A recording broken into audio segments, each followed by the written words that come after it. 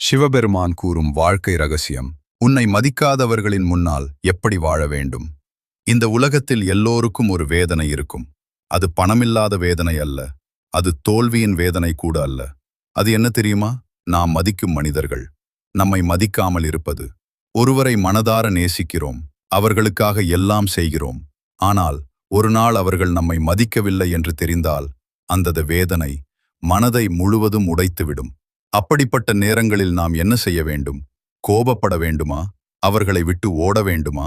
அல்லது பழி வாங்க வேண்டுமா? இந்த கேள்விக்கு பதில் மனிதர்கள் சொல்லவில்லை. அந்த பதிலை சொன்னவர் கைலாசத்தில் அமர்ந்திருக்கும் பரமசிவன். சிவபெருமான் ஒருமுறை தனது பக்தர்களிடம் சொன்னார், உன்னை மதிக்காதவர்களை வெல்ல வேண்டாம், அவர்களுக்கு முன் உயர்ந்து வாழ்ந்து காட்ட வேண்டும்.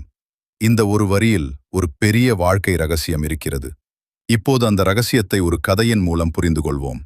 ஒரு பக்தனின்